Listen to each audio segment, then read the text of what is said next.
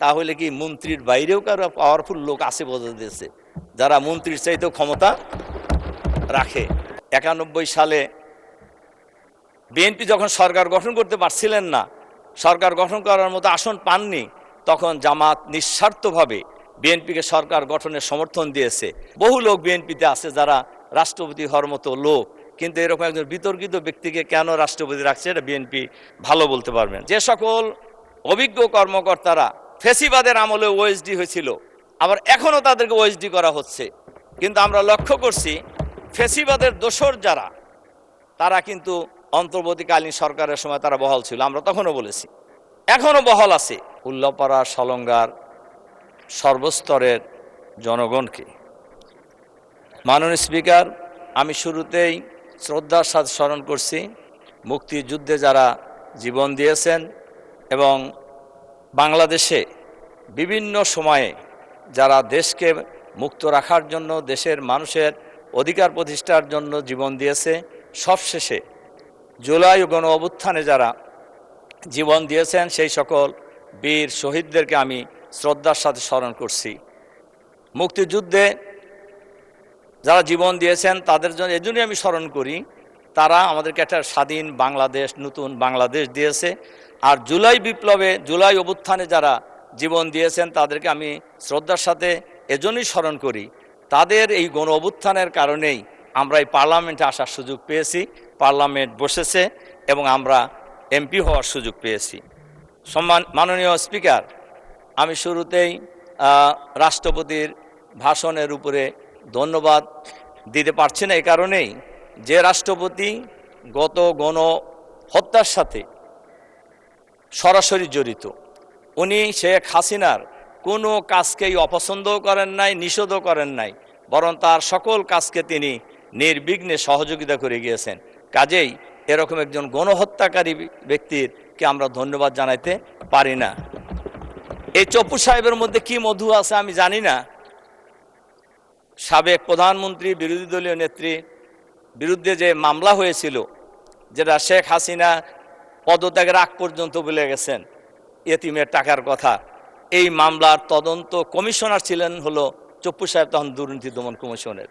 কাজেই আমরা জানি না ওনার ব্যাপারে এত দুর্বলতা কেন। তবে বিএনপি তো পারে। বিএনপির এক সময়ের মহাসচিব বি চৌধুরীকে রাষ্ট্রপতি থেকে সরাই দিতে সময় লাগে নাই, নতুন রাষ্ট্রপতি হয়েছে। বহু লোক বিএনপিতে আছে যারা রাষ্ট্রপতি হওয়ার মতো লোক, কিন্তু এরকম একজন বিতর্কিত ব্যক্তিকে কেন রাষ্ট্রপতি রাখছে এটা বিএনপি ভালো বলতে পারবেন। মাননীয় স্পিকার, সরকারি দলের বক্তব্যতে আমরা শুনছি, আমরা শুরুর থেকেই লক্ষ্য করছি দেশে আর কোনো সমস্যা নাই। সরকারি দলের লোকদের বক্তব্য শুনলে মনে হয় দেশে আর কোনো সমস্যা নেই, সমস্যা হলো বিরোধী দল।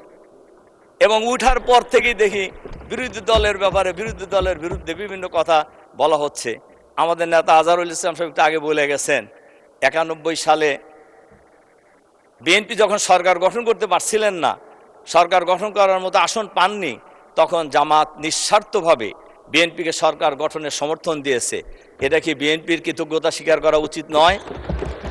আমরা 97 সাল থেকে একসাথে আন্দোলন, একসাথে নির্বাচন, একসাথে সরকার গঠন, এইভাবে আন্দোলন হয়েছে, নির্বাচন হয়েছে, সরকার গঠন হয়েছে। সেই সরকারে জামাত ইসলামের মন্ত্রী ছিল 2 জন। এটা জামাত এবং বিএনপির মধ্যে যে একটা সেতুবন্ধন ছিল, এটাই তো বোঝা যায়। কিন্তু এরপর থেকে জুলাই বিপ্লব, জুলাই গণঅভ্যুত্থান পর্যন্ত আমরা তো প্রায় একসাথেই ছিলাম।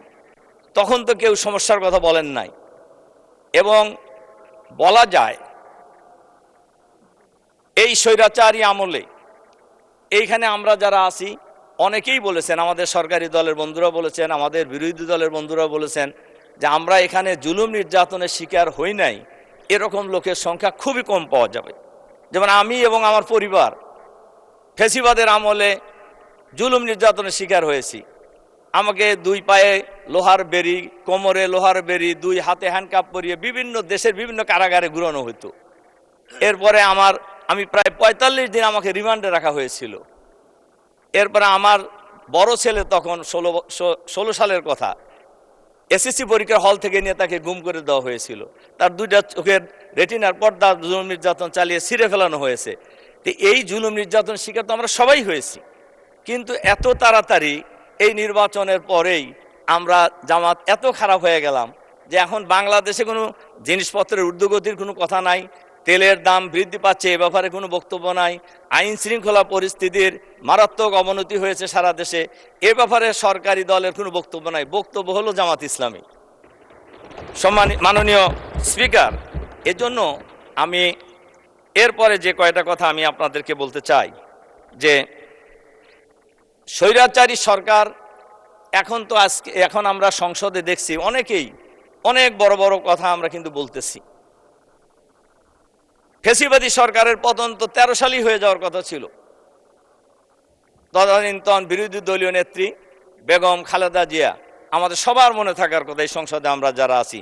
মাননীয় স্পিকার, আপনারও মনে আছে নিশ্চয়ই, মার্চ ফর ডেমোক্রেসির কর্মসূচি ছিল ঢাকায় 29শে ডিসেম্বর।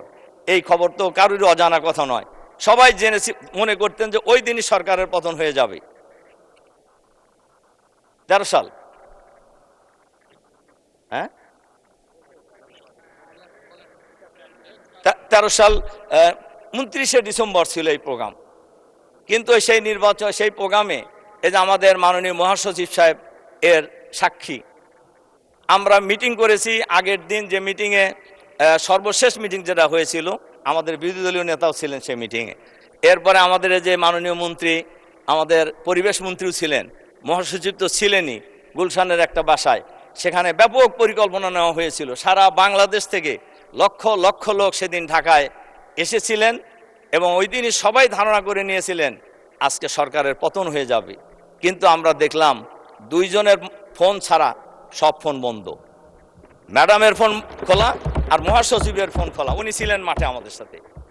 আর আমাদের জামাত শিবিরের লোকেরা মিছিল বের করে কয়েকজন ইতিমধ্যে শহীদ হয়ে গেল রামপুরায়। কাজেই আমরা যে এত আন্দোলন করলাম, ওই দিন সবার ফোন বন্ধ ছিল কেন, এটা কি কোনোদিন জানার সুযোগ হয়েছে জাতির? মাননীয় স্পিকার, আমি আরেকটা ঘটনা বলি, শাপলা চত্বরের ব্যাপারেও কিন্তু সেম ঘটনাই হয়েছে। শাপলা চত্বরের দিন ম্যাডাম বিরোধী দলীয় নেত্রী হিসেবে সবাইকে মাঠে নামার জন্য আহ্বান জানিয়েছিলেন, কিন্তু আসলে কি কেউ নামছিলেন? সেখানে আমাদের অনেক লোক শহীদ হয়েছে, আমাদের আলেম ওলামারা শহীদ হয়েছেন, কিন্তু ওই দিনও একটা সুযোগ সরকার পতনের কিন্তু ছিল, কিন্তু আমরা কিন্তু সে কাজটা আসলে করতে পারি নাই। মাননীয় স্পিকার, কাজেই আমরা সেদিন কিন্তু, এবং সর্বশেষ আমাদের মহাসচিব মনে থাকার কথা, আমরা প্রস্তাব দিয়েছিলাম যে ম্যাডাম সকাল থেকে কাজের মেয়ে ফাতেমাকে নিয়ে বালির টাকের সামনে পতাকা নিয়ে দাঁড়ায় আছে, অন্তত আমরা চলেন বিএনপি এবং জামাত মিলে একটা মিছিল সেদিকে দেই, কিন্তু সেদিন কিন্তু সেই সুযোগ আমাদের হয় নাই। মাননীয় স্পিকার, এরপরে জুলাই বিপ্লবে অনেকেই অনেক কথা বলেছেন। জুলাই বিপ্লবের বা জুলাই অভ্যুত্থানের একক দাবিদার আমরা কোনো সময় ছিলাম না, আমাদের নেতা, বিরোধী দলীয় নেতাও কোনো সময় বলে নাই যে এটা শুধু আমরাই করেছি। কিন্তু আপনারা নিজেরা বলেন কেন যে আমরা এটা বলছি? আমরা তো বলি নাই কোনো সময় যে এটা আমরা নিজেরা করছি। তার কারণে এই আন্দোলনের সাথে সবাই জড়িত। তবে এটা তো সঠিক, ছাত্ররাই তো আন্দোলন শুরু করেছে এবং ছাত্রদের নেতৃত্বেই আন্দোলনের সমাপ্তি হয়েছে। কাজেই এই আন্দোলনে আমাদের নেতা, বিরোধী দলীয় নেতা ডাক্তার শফিকুর রহমান সাহেব ছাত্রদেরকেও গাইড করেছেন, জামাতকেও গাইড করেছেন। উনি আন্দোলন ওনার জায়গা থেকে যেভাবে গাইড করার দরকার সেভাবে গাইড করেছেন, বিএনপিও গাইড করেছেন, সবাই গাইড করেছেন, এবং সবাই মিলে যার জায়গা থেকে আন্দোলনের মধ্য দিয়েই ফ্যাসিবাদী সরকারের পতন হয়েছে। ফ্যাসিবাদী সরকারের পতন হওয়ার পর আমরা একটি নতুন পরিবেশ পেলাম। এই পরিবেশে এরপরে ঐক্যমত কমিশন হলো, সেখানে সংস্কার কমিশন হয়েছে। ঐক্যমত কমিশনে আমি নিজেও সেখানকার একজন সদস্য ছিলাম, আমরা গিয়েছি। এই যে একদিনে গণভোট এবং জাতীয় সংসদ নির্বাচন, এই প্রস্তাব তো বিএনপির, এই যে মাননীয় স্বরাষ্ট্রমন্ত্রী এখানে আছেন, ওনার প্রস্তাব এটা, একদিনে গণভোট এবং জাতীয় সংসদ নির্বাচন, এবং সেই নির্বাচন হয়েছে। আমি মাঝখানের ইতিহাস আর বলতে চাই না। নির্বাচনে আমরা আগাগোড়ে আলাদা বলছিলাম, কিন্তু আমাদের মাননীয় স্বরাষ্ট্রমন্ত্রীর প্রস্তাবেই কিন্তু একদিনে নির্বাচনটা হয়েছে এবং সেই নির্বাচনে গণভোটে হার পক্ষে প্রায় 70% মানুষ ভোট দিয়েছে। এখন এই গণভোটের রায় কার্যকর করা নিয়েই কিন্তু এখন বিপত্তি দেখা দিয়েছে। আমরা বলছি যে গণভোট আমরা অক্ষরে অক্ষরে পালন করব। আমার প্রশ্ন হলো, তাহলে গণভোটের রায় মানতে কি বলে জুলাই সনদ আমরা অক্ষরে অক্ষরে পালন করব। আমার প্রশ্ন হলো, তাহলে গণভোটের রায় বাস্তবায়ন করতে অসুবিধাটা কোথায়? এখানে তো অসুবিধা থাকার কথা নয়, এবং এটা যদি আমরা করি তাহলে বহু সমস্যারই সমাধান একসাথে হয়ে যাবে বলে আমি মনে করি। মাননীয় স্পিকার, আমরা সবসময় সংবিধানের কথা বলতেছি। এই সংবিধানের কথা শুনলেই আমার কাছে মনে হয় ফ্যাসিবাদী সরকারের সময় যে মহাসচিব ছিলেন, ওনার আর একটা নামও ছিল, আমি নাম বলতে চাই না, উনি কিন্তু সংসদেও বলছেন, বাইরেও বলছেন এবং অনেক অঙ্গভঙ্গি করেই বলছেন যে যে যাই বলুক আমরা সংবিধান থেকে এক চুলো নড়ব না। সংবিধান কার জন্য? সংবিধান তো মানুষের জন্য, সংবিধানের জন্য তো মানুষ না। কাজেই সংবিধান সংস্কার করতে অসুবিধা কোথায়? আমার তো মনে হয় কোনো অসুবিধা থাকার কথা নয়। এবং আজ এবারে এই সংসদেও বলা হয়েছে, ম্যাডাম কি বলেছিলেন সংবিধানের ব্যাপারে, অনেক নেতাই আজকে এখানে আছেন, তারা কে কি বলেছিলেন সংবিধানের ব্যাপারে, ছুঁড়ে ফেলা দেওয়ার ব্যাপারে, এটা তো সবাই জানে, গোটা জাতি জানে। তা আজকে সংবিধান সংস্কার করার ক্ষেত্রে অসুবিধা তো থাকার কোনো কথা নয়, কিন্তু এই জায়গায় কেন অসুবিধা সৃষ্টি করে আমরা এখানে একটা বিপত্তি তৈরি করার চেষ্টা করছি? মাননীয় স্পিকার, কাজেই আমরা আমাদের বক্তব্য পরিষ্কার। এই সময়ে যে পরিবেশ তৈরি হয়েছে, এখানে গণভোটের রায় কার্যকর করলেই সকল সমস্যা সহজেই সমাধান হয়ে যাবে। মাননীয় স্পিকার, আমরা লড়াই করেছিলাম বৈষম্যের বিরুদ্ধে, আমরা লড়াই করেছিলাম একদলীয় শাসনের বিরুদ্ধে, কিন্তু আমরা লক্ষ্য করছি সরকারের বয়স তো খুব বেশি হয় নাই। ওনারা বলেছেন 2 মাস, আমরাও বলছি 2 মাস, বেশি দিন হয় নাই। কিন্তু বৈষম্য কি প্রতিষ্ঠা হচ্ছে? ইতিমধ্যেই দলীয়করণ শুরু হয়ে গেছে। সকল বিশ্ববিদ্যালয়ের ভাইস চ্যান্সেলর পরিবর্তন করে দেওয়া হয়েছে। জেলা প্রশাসক জেলা পরিষদে প্রশাসক নিয়োগ করা হয়েছে। বিভিন্ন সিটি কর্পোরেশনে মেয়র নিয়োগ করা হয়েছে, প্রশাসক নিয়োগ করা হয়েছে। এবং সচিবালয় থেকে শুরু করে যে সকল অভিজ্ঞ কর্মকর্তারা ফ্যাসিবাদের আমলে ওএসডি হয়েছিল, আবার এখনও তাদেরকে ওএসডি করা হচ্ছে। কিন্তু আমরা লক্ষ্য করছি ফ্যাসিবাদের দোসর যারা, তারা কিন্তু অন্তর্বর্তীকালীন সরকারের সময় তারা বহাল ছিল, আমরা তখনও বলেছি, এখনও বহাল আছে এবং তারা সুবিধা মতো পোস্টিংও পাচ্ছে এবং ক্ষেত্র বিশেষে প্রমোশন পেয়ে তারা সামনের দিকে এগিয়ে যাচ্ছে। আর যারা এই 16 বছর 17 বছর নিষ্পেষিত হয়েছে, নির্যাতিত হয়েছে, ওএসডি ছিল, অনেকের চাকরি চলে গেছে, এই লোক এদেরকে আবারও ওএসডি করা হচ্ছে। এক্ষেত্রে এই স্বাস্থ্য বিভাগে বেশি করা হচ্ছে, ডাক্তারদেরকে বদলি করার ক্ষেত্রে একেবারে গণহারে এক জায়গায় তার এক জায়গায়। শুধু ছোট্ট একটা উদাহরণ যদি দেই বোঝা যাবে, মুগদা মেডিকেল কলেজের প্রিন্সিপালকে ঢাকা মেডিকেল কলেজ বদলি করা হয়েছে, ওখানে জয়েন করতে দেওয়া হয় নাই তাকে। এরপরে দেওয়া হয়েছে মাতোয়ালি মেডিকেল কলেজে, সেখানেও তাকে জয়েন করতে দেওয়া হবে না। পরে আমি যতটুকু জানি মন্ত্রী মহোদয় হস্তক্ষেপ করে তাকে জয়েন করার ব্যবস্থা করেছেন। তাহলে কি মন্ত্রীর বাইরেও কারো পাওয়ারফুল লোক আছে বোঝা দিয়েছে, যারা মন্ত্রীর চাইতেও ক্ষমতা রাখে?